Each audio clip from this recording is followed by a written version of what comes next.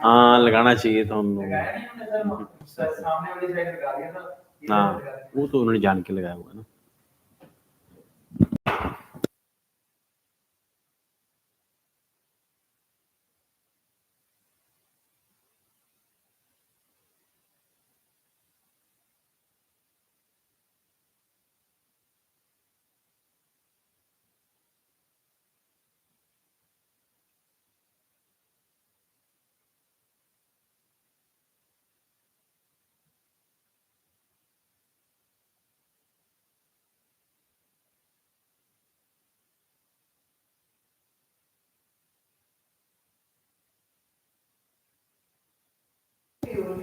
Paint है।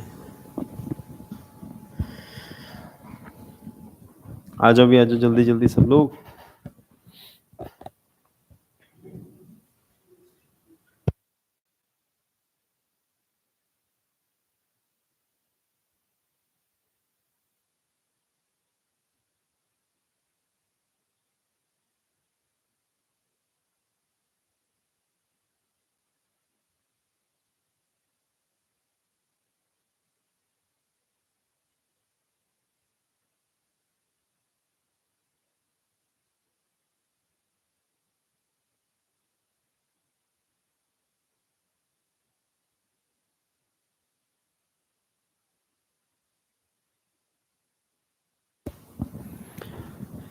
Good evening बेटा।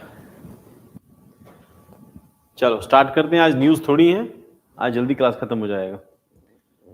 तो विनबैक्स overview 2028 COP28 the adoption of first global stocktake international union for conservation of national nature IUCN red list और Lok Adalat disposed of 25 lakh disputes in a single day and GST rate rationalisation.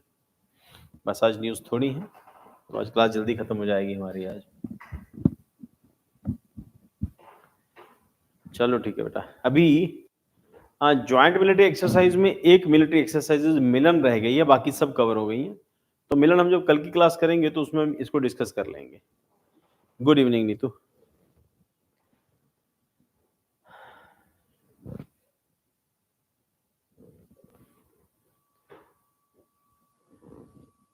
सो विन बैक्स 2023 pre के लिए straightforward question है। It is latest development group of 45 members from the military forces of India arrived in Hanoi, Vietnam to engage a joint military exercise WinBack 2023. तो WinBack इसका मतलब Vietnam plus India VIN। तो joint military exercise establish in 2018 से हम करते आ रहे हैं Vietnam के साथ, और the inaugural edition took place in Jabalpur Madhya Pradesh. देखो बेटा, इंडिया की वियतनाम के साथ प्रॉक्सिमिटी बढ़ रही है और फिलीपींस के साथ इंडिया की प्रॉक्सिमिटी बढ़ रही है। और फिलीपींस के साथ रिसेंट डेज में व्हाट वी हैव सीन, कल परसों फिलीपींस और रशिया के बीच में थोड़ी बहुत ही टेंशन भी एस्केलेट हुई है। और एस्केलेटिंग टेंशन के अंदर वर्ल्ड की सारी पावर जो है वो उसका प्रॉफिट बेनिफिट उठाती हैं। And we have also taken, तो we are selling the missiles, BrahMos missiles to these countries, जो भी नेबरिंग कंट्रीज हैं चाइना की। We are selling our weapons to those countries.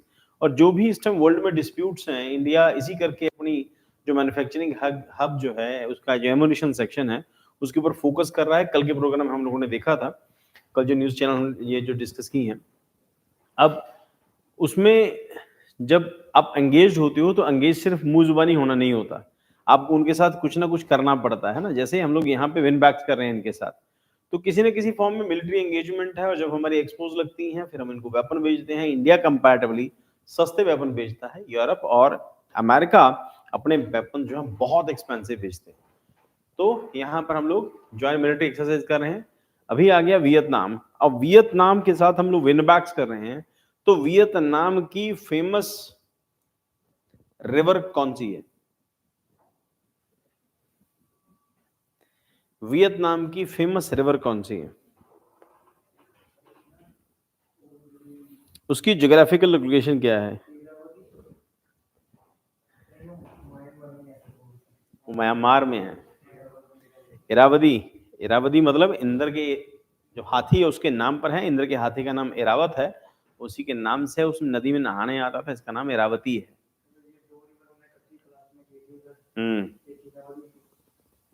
हाँ, वियतनाम। देखो वियतनाम में कौन सी इंपॉर्टेंट रिवर है जो मॉर्निंग की क्लास में हम लोगों ने की हुई है, ज्योग्राफी की क्लास में? चलो याद कर लेना जाके, अभी आगे देखते हैं।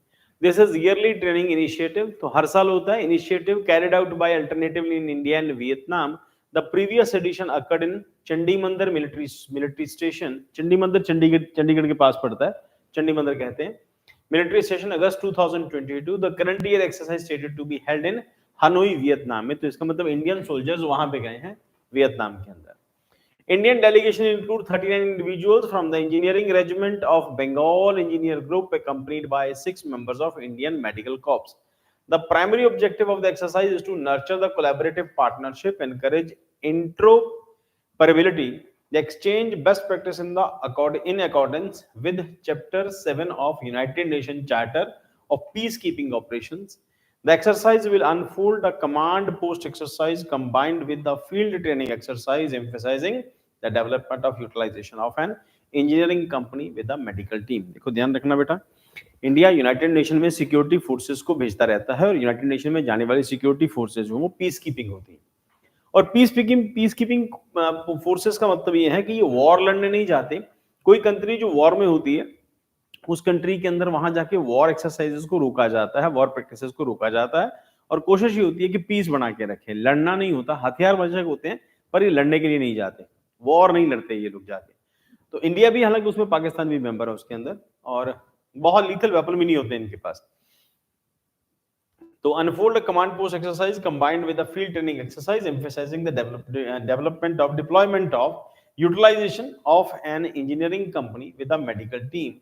Both parties will engage in technical military operations, aligning with scenario resembling the global deployment of United Nations contingents. COP28 मतलब Convention of Parties, Conference of Parties, United Nations Framework Convention on Climate Change UNFCCC concludes with the adoption of first global stocktake. तो यहाँ पर बहुत सारे question हैं, उसमें से एक ये भी क्वेश्चन है, खत्म हो गई। The recent gathering COP28 United Nations Framework Convention on Climate Change UNFCCC concluded with landmark adoption of first global stocktake. The global stocktake serves as mechanism for nations to collectively evaluate the progress in achieving the objectives outlined in the Paris Agreement, akin to comprehensive inventory. अब ये Paris से, ये जो सफर है Paris से शुरू होता है। In Paris 2015, it was determined that countries would assess the advancement of first time in 2023 and subsequently every 5 years.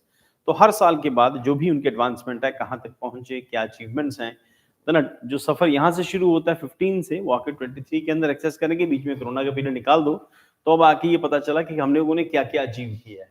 ठीक है, असेस करेंगे जितनी भी इस मीटिंग से COP28 के आने से क्या क्या चेंजेस आए हैं, कितना वहां पर पोल्यूशन लेवल कम हुआ है, कितनी सस्टेनेबल डेवलपमेंट हुई है। तो की हाईलाइट क्या है, reducing global green house gas emission.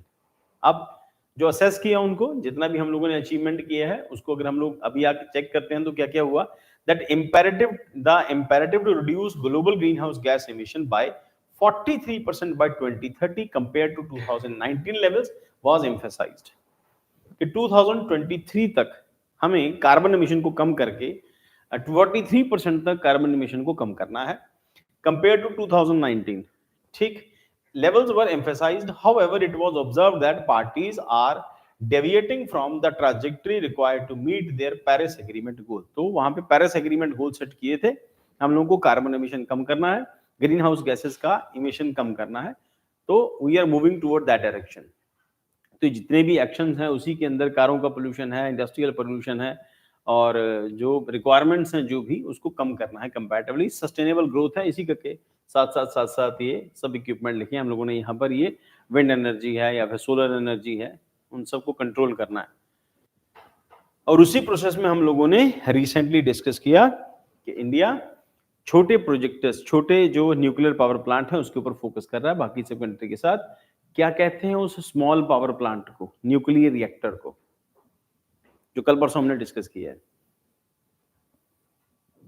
The small nuclear reactor,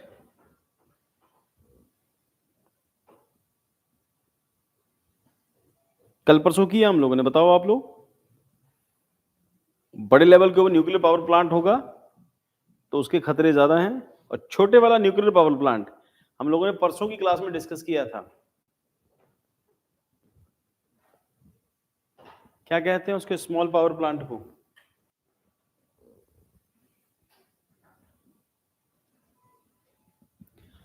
तुम लोग पढ़ते हो, रिवाइज नहीं करते। करो रिवाइज करो फटाफट, देखो बताओ क्या था वो।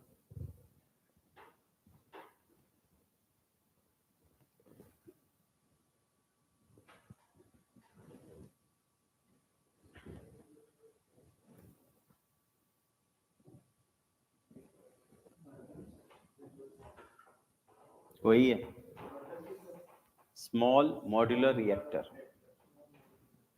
वर्ल्ड में उसकी डिमांड बढ़ रही है ग्रेजुअली, ठीक है, लगाना रिस्की नहीं है। आंसर किसने दिया? अरे वाह, वेरी गुड आकाशदीप। हाँ, ये स्मॉल SMRS, ठीक है Neetu, very good.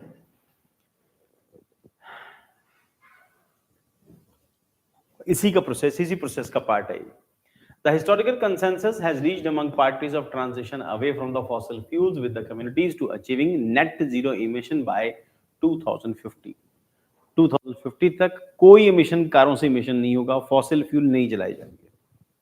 In a just and equitable manner, agreement on global goal on adaptation (GGA) framework. Parties reach an agreement on the global goal of adaptation (GGA) framework, embodying the global consensus on adaptation target. Additionally, the need for financial technology and capacity building support to attain these targets were acknowledged.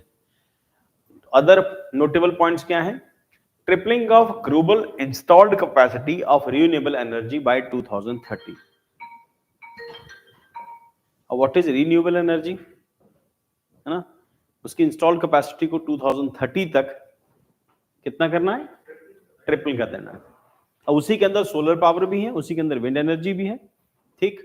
और basically focus जो है solar power पर, wind energy पर, और कारों के अंदर जो ये वाली गाड़ियां हैं इनके ऊपर फोकस ज्यादा है कार्बन एमिशन रोकने के लिए। और यूरोप का प्लान ये है कि 2025 के बाद यूरोप के अंदर कोई भी गाड़ी पेट्रोल और डीजल वाली नहीं बिकेगी 2025 के बाद। और इंडिया भी यही प्लान करने के मूड में था, गडकरी साहब ने इंस्ट्रक्शन दी थी, बट यह कि तब तक 3000 करोड़ रुपया लगभग टोयोटा इंडिया में इन्वेस्ट कर चुका था।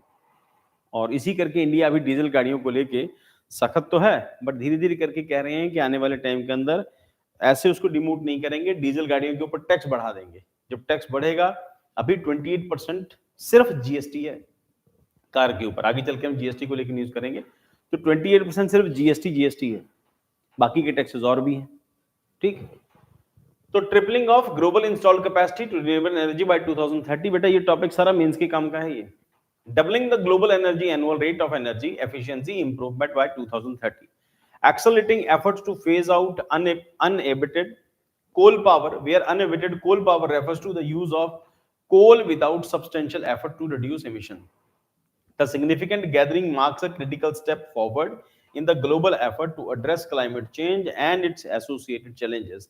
They agreed upon measures aimed to steer nation towards the more sustainable and environmental conscious future. वही कुल मिला के COP 28 का जो आउटपुट है वो यही कि हम लोग सस्टेनेबल डेवलपमेंट के लिए काम करेंगे, कार्बन एमिशन कम करेंगे, और ग्रीन हाउस जो गैसेस हैं उनके एमिशन को कम करेंगे, और जो सस्टेनेबल एनर्जी से जुड़ी हुई चीजें हैं, रिन्यूएबल एनर्जी से जुड़ी चीजें हैं, उनको ट्रिपल कर देंगे, फॉसिल फ्यूल खत्म कर देंगे, बस यही है।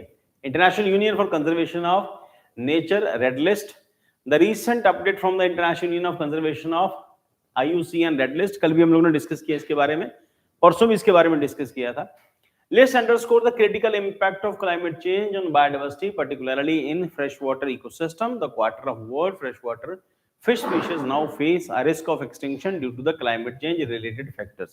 फिश सबसे जल्दी इफेक्ट होती है। कल हम लोगों ने फिशेस डिस्कस की थी, उसको आपने अलग से नोट्स बना के रखने हैं। क्यों? क्योंकि यूपीएससी माइन्यूट क्वेश्चंस पूछता है और उसके क्वेश्चन पूछे जाने के चांसेस बहुत ज्यादा है फिशेस के, ठीक। और ये कल वाली दोनों फोटो कल वाली ही हैं, इसको एक बार फिर जाके देख लेना, याद कर लेना इसको बेटा, इसका क्वेश्चन बनेगा इस बार। The IUCN assessment highlight climate change as a significant driver of biodiversity loss, revealing interconnected impact on various species. Freshwater ecosystem threat, alarming threat are identified, especially in freshwater ecosystem, emphasizing the complex interplay of climate change, habitat degradation, and other anthropological factors affecting diverse species. Fresh water fish at risk, तो यहां पर risk जिसको बताया वो fresh water fish है। Fresh water fish का मतलब कौन सी फिश हुई? जो रिवर्स में है, जो लेक्स में है, ठीक है, जो रिवर्स और लेक्स में है, समुद्र वाली नहीं। Approximately 25% of world's fresh water fish species are under the threat of extinction due to climate change. और इसी प्रोसेस में मच्छियों से रिलेटेड जो भी क्वेश्चन हो सकते हैं उसमें हम लोगों ने आपको याद करना है वो जो गुजरात की फिश घोल और एक फिश और है, उससे पहले एक और फिश और की थी, याद है बेटा कौन सी थी? मुझे एग्जैक्टली याद नहीं आ रहा कौन सी फिश की थी। गुजरात वाली तो घोल फिश है, और उसके अलावा हमने ये वाली एक फिश की कल परसों कौन सी मेगा माउथ वाली फिश। और इंडिया में जिस फिश को खतरा है वो कौन कौन सी है कल परसों हमने डिस्कस किया। तो एक फिश की न्यूज एक और की हुई है, अगर आपको याद आ जाए तो बेटा बताना मेरे को कौन सी है। हाँ tuna fish, very good Sukhmeet, very good Sukhmeet, tuna fish उसको लेके भी है ना। और ये सब जो है क्योंकि फिश का एक क्वेश्चन इस बार पक्का पक्का आएगा, इसको अभी लिस्ट में अलग से बना के रख लो। और यहाँ पर क्या हो रहा है, फ्रेश वाटर फिश जो है एक्सटिंक्ट हो रही है, खत्म हो रही है। और कल की क्लास में हम लोगों ने जिन फिश के नाम डिस्कस किए हैं उनको नोट कर लेना बेटा, वो एक्सटिंक्ट लिस्ट है, रेड लिस्ट के अंदर नाम आए हैं, कौन कौन सी फिश है उसका नाम लिख लेना, ठीक।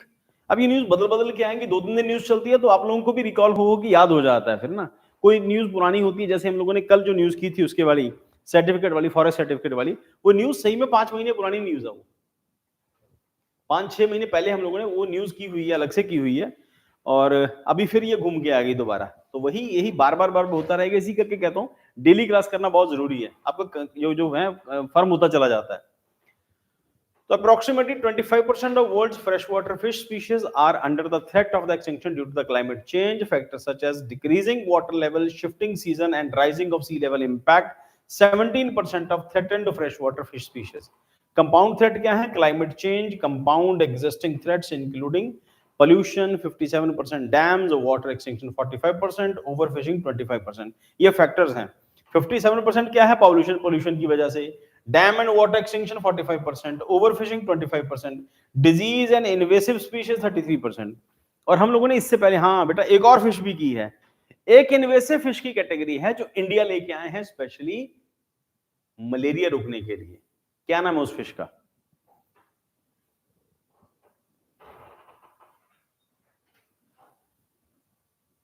इंडिया लेके आए हैं उस फिश को, जो इन्वेसिव स्पीशीज है, बाकी स्पीशीज के लिए खतरा है। घोल नहीं बेटा, घोल नहीं, घोल नहीं। घोल तो गुजरात की फिश है ना, वो तो एक्सपेंसिव फिश है, तो गोल्डन है, वो तो गोल्ड है।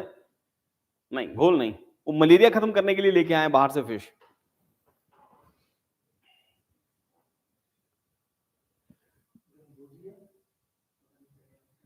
वही है। हिल्सा नहीं सोनाली, हिल्सा नहीं बेटा, हिल्सा हमने डिस्कस किया हुआ है, हिल्सा बड़ी इंपॉर्टेंट है उस एरिया के अंदर। हिल्सा भी याद रखना बेटा, हिल्सा रिलेटेड न्यूज भी कर लेना। एक और बची बस, गैम्बूजिया, वो इन्वेसिव स्पीशीज है बट काम करेगी हमारे यहाँ पे मच्छरों को खत्म करने के लिए।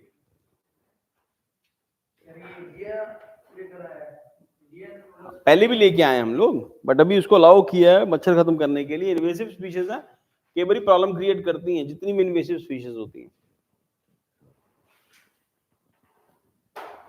चलो, species specific impact, a notable case of study highlighted the vulnerability of specific species such as Lake Turkana, robber and Atlantic salmon, where overfishing, habitat degradation and changing climate contribute to the risk. कौन सी fish species हैं? Highlighted the vulnerability of specific species. कौन सी? Lake Turkana के अंदर मिलने वाली robber fish और Atlantic के अंदर मिलने वाली salmon fish। ठीक है, ये भी extinction के किनारे पर पहुंच गई हैं। Then ग्रीन टर्टल डिक्लाइन, ये सोच रहा था इसकी न्यूज अलग से बना दूं, कल बना के देता हूं बेटा इसकी आपको। ग्रीन टर्टल वाली ये कल की न्यूज थी, एक अलग से आया, मैं सोचा यहां डिस्कस कर लूं, फिर सोचा रहने देता हूं उसको, फिर दो बार हो जाएगा न्यूज। कल दोबारा इसको न्यूज को करेंगे हम लोग। ग्रीन टर्टल वाली, the green turtle population in the central South Pacific and East Pacific move to the endangered and vulnerable to extinction due to the climate influences, industrial and artisanal fishing and habitat threat. तो green turtle का भी decline हुआ है. उसके बाद commercial sector impact the big leaf mahogany and commercially popular timber tree. What is mahogany? कहां पे होता है महोगनी? बताओ आप लोग. महोगनी, हाँ गंबूजिया नीतू, हाँ ठीक है बेटा. महोगनी कहां पे होता है? महोगनी कहां का ट्री है? किस किस बायोम का ट्री है महोगनी? अरे वेरी गुड शाहजी, कमाल कर दिया. ट्रॉपिक, नियर ट्रॉपिक नहीं बेटा, ट्रॉपिकल है, इंडिया में होता है. और इसके अलावा ब्राजील के अंदर महोगनी रेडवुड, और वहां पे सॉफ्टवुड ट्रीज के अंदर फर, स्प्रूस, लार्च, ये सब वहां पे आते हैं. और महोगनी हार्डवुड ट्री में आता है, रेड एक्स, रेड. और उसके बाद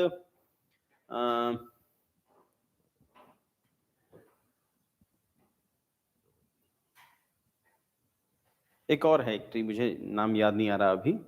सुबह बेटा वो जो हम डिस्कस कर रहे थे, वो जो जिनका नाम याद नहीं, जिसको सिंधिया के शिकारी कुत्ते कहते हैं, वो पिंडारी हैं. जो सुबह डिस्कस करते करते वो नाम याद नहीं आ रहा था. हाँ, पिंडारी कहते हैं उनको. उसी को लेके सलमान खान की फिल्म थी वीर, मिथुन चक्रवर्ती, सलमान खान और एक आधा और भी था उसके अंदर. और ये जो है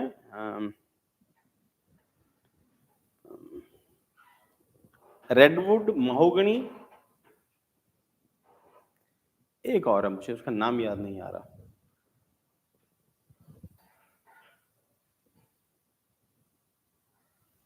tropical varieties plus equatorial rain forest की वैरायटीज जो हैं, उनके सारे ट्री हार्डवुड ही होते हैं. महोगनी हार्डवुड है, रेडवुड हार्डवुड है, और एबनी, हाँ यस एबनी, हाँ एबनी है, EBONY, ebony.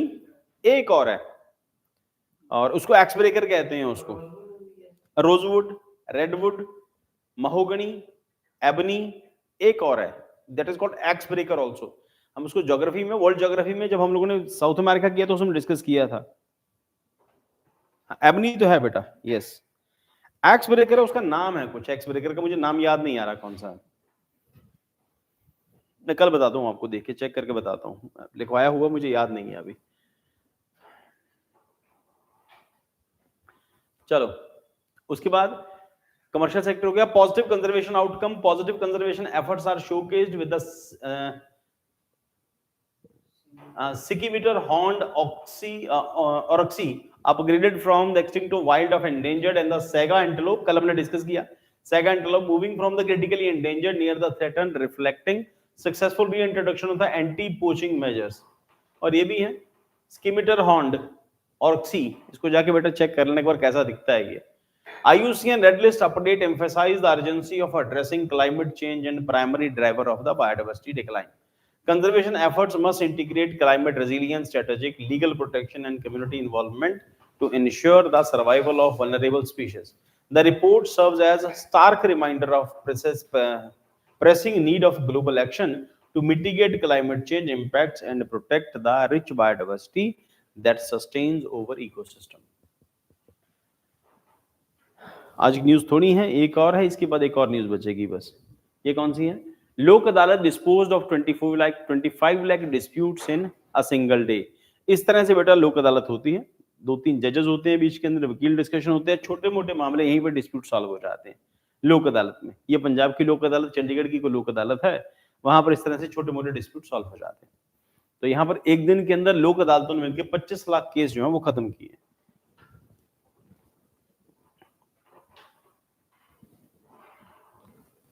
Lok Adalat is pivotal component of alternative dispute redressal mechanism ADRM, offering various methods to resolve conflicts outside the traditional court system. It has significantly contributed to elevating the burden of judiciary by providing a swift, cost-effective, and amicable approach for conflict resolution. Key aspect of Lok Adalat क्या है? Establishment. Established under Legal Service Authority Act 1987, tiers constituted by different levels including National Adalat, state authority level, high court level, district court level, and taluka level.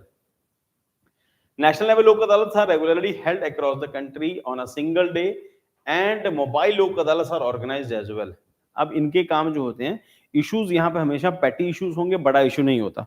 छोटे मोटे issues होते हैं आपस में, हल्के फुल्के लड़ाई झगड़े के, और छोटी मोटी लड़ाई, नाली का झगड़ा, ड्राइविंग लाइसेंस का, ये वो हल्के फुल्के केसेस ही हैं जहाँ पे जो सॉल्व करते हैं, बड़े केसेस नहीं होते। हाँ, ज्यादातर सिविल है, कुछ कुछ केसेस के अंदर फौजदारी के छोटे मोटे मामले, हाथापाई आपस में, पड़ोसियों की लड़ाई, ये वो सब यही सॉल्व हो जाते हैं। तो national level Lok Adalat are regularly held across the country on a single day, and mobile Lok Adalat are organised as well. Jurisdiction क्या है? Deals with disputes or cases pending in the court of law or at the pre-litigate stage. Nature of the cases क्या है? Addresses a wide range of cases including civil disputes, matrimonial issues, land disputes, partition, property disputes, labor dispute and more. Issue छोटे मोटे petty issues हैं जिसको solve करते हैं, नहीं तो अदालतों में लगे लटके रहेंगे काफी लंबे टाइम तक। Powers empowered with the same authority in a civil court under the Code of Civil Procedure 1908. Decision and awards issued are final and binding on all parties involved. No appeal is allowed to any court against its award.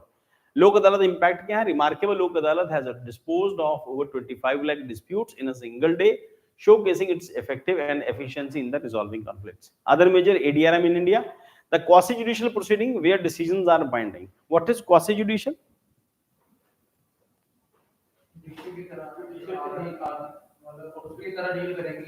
हाँ, exact मतलब ये है कि इसका मतलब ये है कि क्वासी जुडिशियल है, फुल अथॉरिटीज नहीं होती इनकी कोर्ट की तरह, कुछ पावर्स होती है, मतलब फिर भी पॉइंट ये है कि क्वासी जुडिशियल डिसीजन है, इसका मतलब आपको डिसीजन पसंद नहीं आता, आप ऊपर के कोर्ट में जा सकते हैं इसके ऊपर। सेशन कोर्ट के अंदर जैसे सिविल कोर्ट होता है, सिविल कोर्ट में जा सकते हैं, उसके ऊपर उसके ऊपर हाई कोर्ट, सुप्रीम कोर्ट तक जा सकते हैं, पर इश्यूज छोटे होते हैं इसके यहाँ पे सॉल्व कर दिए जाते हैं। तो quasi judicial proceeding where the decisions are binding. Mediation क्या है? Involve decision making in a voluntary and consensual basis. कुल मिला के ये कि आपस में सहमति से फैसले कर लिए जाते हैं, लैंडलॉर्ड के टाइम मत खराब करो, आपस में सहमति से फैसला कर लो। Next is conciliation. Conciliation assist parties in reaching a mutually satisfaction agreed agreement with its not binding. These alternative methods of dispute resolution play a crucial role in enhancing access to justice, fostering quicker resolution, and promote a cooperative approach in conflict resolution in India. Lok Adalat in particular stand out for its widespread impact and successful contribution to legal landscape. GST rate rationalization next news है, और मुझे लगता है last news आज की यही है।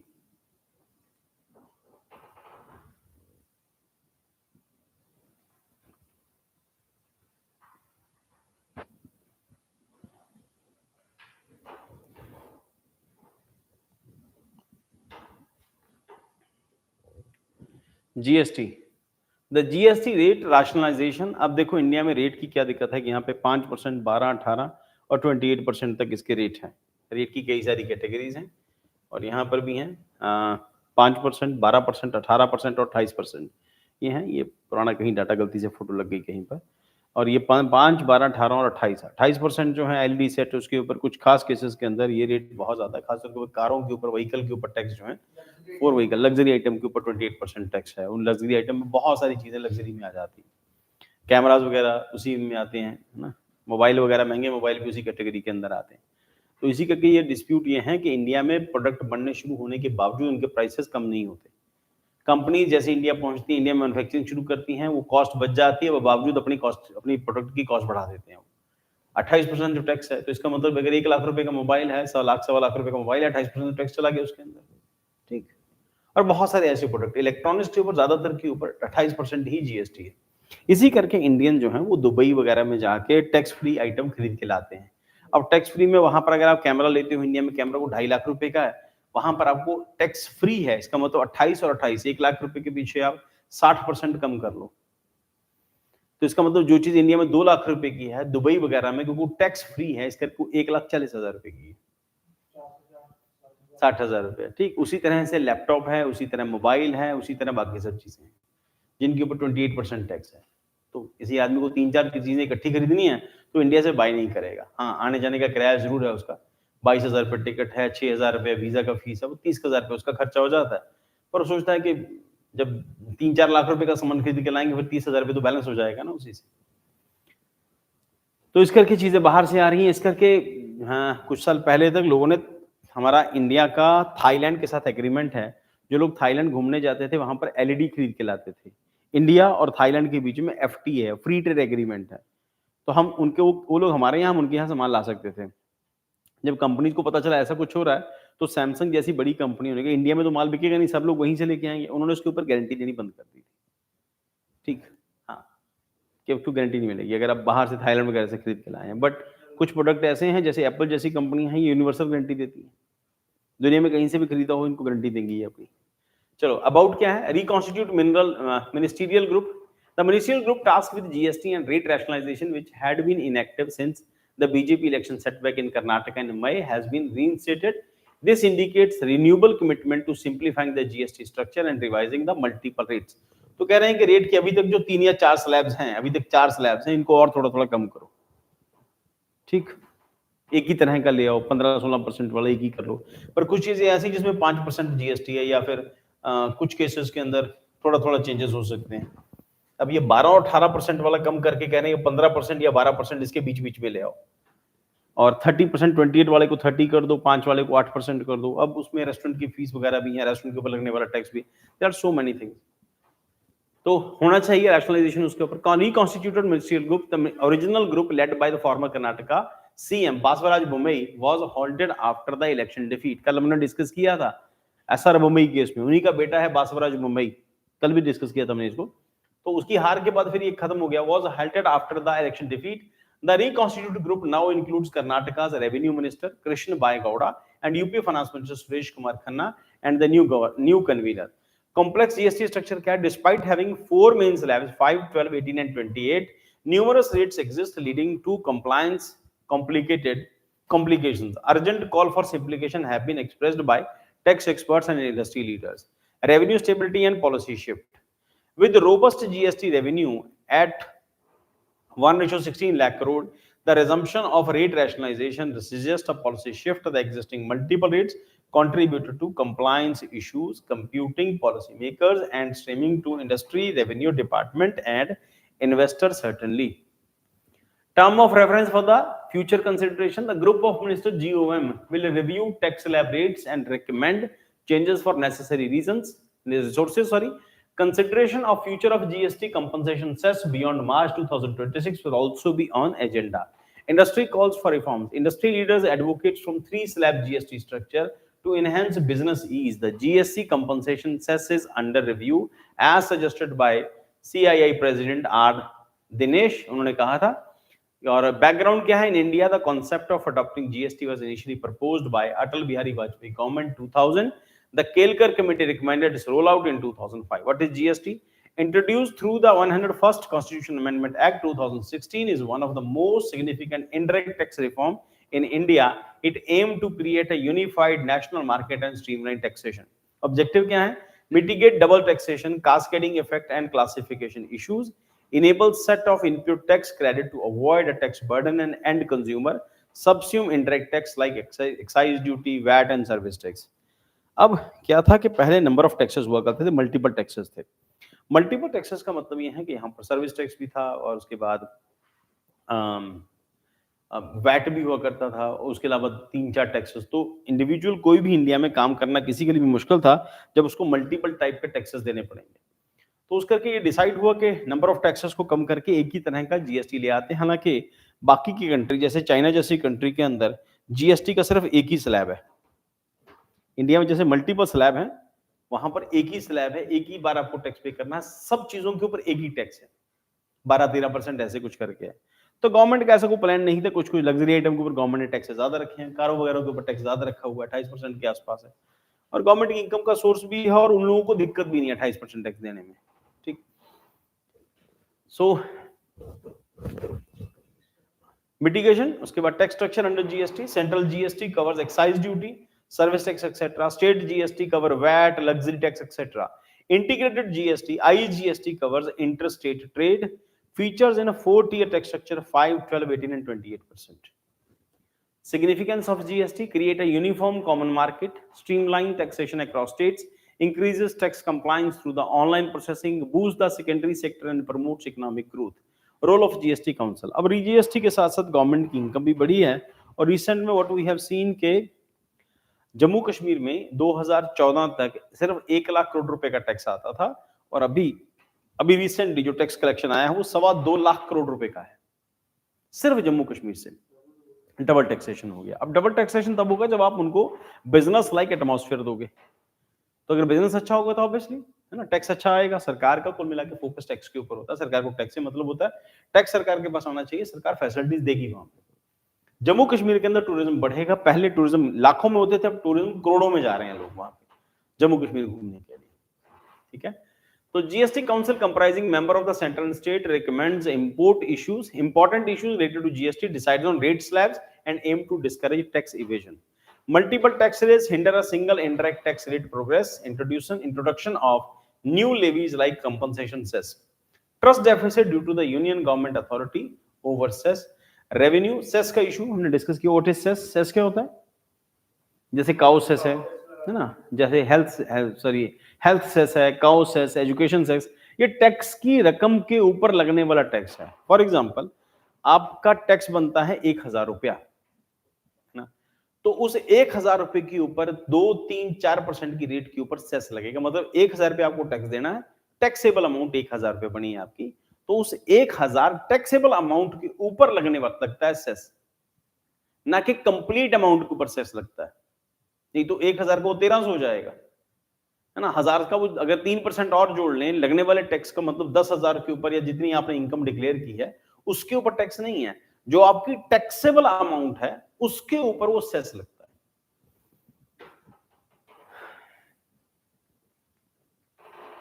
अब उसका मतलब क्या है? 1 लाख के ऊपर, फॉर एग्जांपल मोटे तौर पर हम एग्जांपल लेते हैं, 1 लाख के ऊपर अगर टैक्स की रेट 10% है तो टैक्स कितना हो गया? 10,000।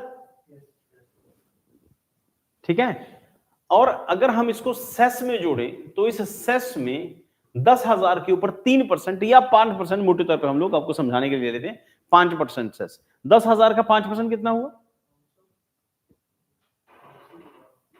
500 ही हुआ, 500 हुआ ना। हाँ, 500 रुपए, तो ये हो गया 10,500।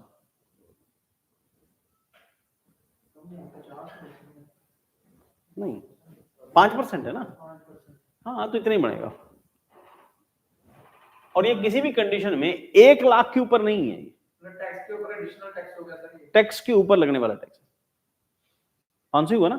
हाँ ठीक है, तो 500, मेरा मैथमेटिक्स थोड़ा सा कमजोर है, तो 500 रुपए प्लस होगा तो 1500 रुपए हो जाएगा। अगर हम लोग वैसे देखें 1 लाख के ऊपर अगर 5% और जोड़ दें तो वो तो ज्यादा हो जाएगा, वो 15,000 हो जाएगा। तो टैक्सेबल अमाउंट के ऊपर लगने वाला टैक्स है ये, सेस। टैक्स नहीं है, सेस है। तो multiple tax rates hinder the single indirect tax progress. Introduction of the new levies, compensation cess. तो trust deficit due to the compensation cess भी है, मतलब अगर आपने टैक्स पे कर दिया है, आप मैन्युफैक्चरर हैं और मैन्युफैक्चरर ने किसी होलसेलर को अपना प्रोडक्ट बेचा है, तो मैन्युफैक्चरर ने कहीं से रॉ मटेरियल लिया होगा, तो जो उसने रॉ मटेरियल खरीदा था उसके ऊपर उसने टैक्स दिया, तो उसको वापस हो जाएगा। तो दो हाथों की तरह है, इस हाथ दे और इस हाथ ले। तो यहां से लेगा और ये उधर दे देगा, और जो इसने दिया है सरकार इसको वापस कर देगी। एक हाथ ले एक हाथ दे वाला मामला है जीएसटी के लिए। तो अल्टीमेटली टैक्स कौन पे कर रहा है? सारा टैक्स जो है लास्ट के ऊपर जो कस्टमर बाय कर रहा है टैक्स वही पे कर रहा है। Multiple tax rates hinder the single indirect tax, मतलब ये कि थोड़ा बहुत टैक्स इनको भी पे करना है, टैक्स फ्री नहीं है। ये जो मैन्युफैक्चरिंग कॉस्ट इनकी है उसके ऊपर टैक्स लगेगा, तो होल अमाउंट के ऊपर लगने वाला टैक्स नहीं। तो trust deficit due to the union government authority over cess revenues, a significant portion of economy remains outside GST, including petroleum, real estate and electricity duties. उसके बाद complexity in tax filings, especially annual return, highly tax rates on certain essential items such as oxygen concentrators and vaccines, affecting pandemic response efforts. बस आज इतनी news है।